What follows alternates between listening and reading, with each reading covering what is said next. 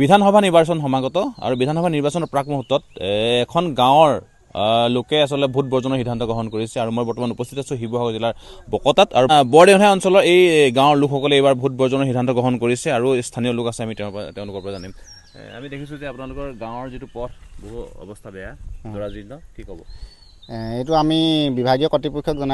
দাবী জনাইছোঁ যে অতি উন্নতি পলমে যাতে ৰাস্তাটো নিৰ্মাণ কৰি দিয়ে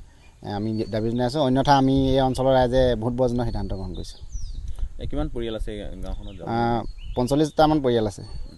বিগত নিৰ্বাচন হৈছিলে 5 বছৰ আগত 21 চনত তেতিয়া এই বিধায়ক মহোদয় ইয়ালৈ আহিছিলে আপোনালোকে প্ৰতিশ্ৰুতি দিছিলে নেকি পথ বনাই দিয়ে বিধায়ক মহোদয় তেতিয়া প্ৰতিশ্ৰুতি দিছিলে যে মই ৰাস্তাটো নিৰ্মাণ কৰি দিম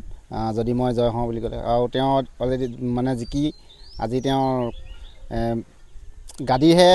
স্বাৰ্থ ল'লে কিন্তু পথ নিৰ্মাণত তেওঁ কোনো সকলো ফুফুলা চফে কিবা উন্নয়ন হ'ল নাই 5 বছৰত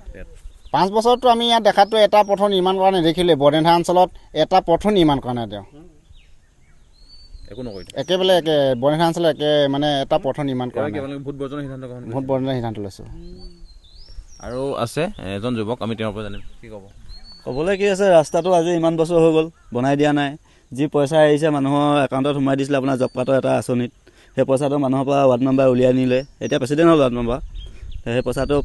দিয়া নাই শিলগুটি পেলাই দিম বুলি ক'লে এতিয়ালৈকে পেলাই দিয়া নাই কোৱা নাই একো কৰা নাই আপোনালোকে দেখিছে এতিয়া ৰাস্তা আপোনাৰ ইয়াত 3টা ৰাস্তা আছে অলপ আগত এটা ৰাস্তা আছে সেইটো বনোৱা তাৰপৰা অলপ ভিতৰলৈ এটা আছে তাৰপৰা এইটো এটা ৰাস্তা একো নাই এতিয়া গোটেই পথকেইটা দৈৰ্ঘ্য কিমান হ'ব গোটেই 3টা যদি লগ লগা হয় 2.5 কিলোমিটাৰ ৰাস্তা হ'ব নতুন প্ৰজন্মৰ ভোটাৰ হিচাপে কি ক'ব আগন্তুক নিৰ্বাচন আহি আছে এতিয়াতো আমি সিদ্ধান্ত লৈছোঁ নিদিয়া সিদ্ধান্তই লৈছোঁ ভোট বৰ্জন হ'ব হয় আচলতে প্ৰায় 40-50 ঘৰ লোক আছে এই অঞ্চলত আৰু এই অঞ্চলৰ লোকসকলে এইবাৰ যদি পথ নিৰ্বাচনৰ আগতে পথ নিৰ্মাণ নকৰে তেওঁলোকে আগন্তুক নিৰ্বাচনত ভোট বৰ্জনৰ সিদ্ধান্ত গ্ৰহণ কৰিছে আপুনি বিচৰা বাতৰি পাব কেৱল নিউজ 18 এপত নিউজ 18 এপ ডাউনলোড কৰিবলৈ স্কেন কৰক এই QR কোড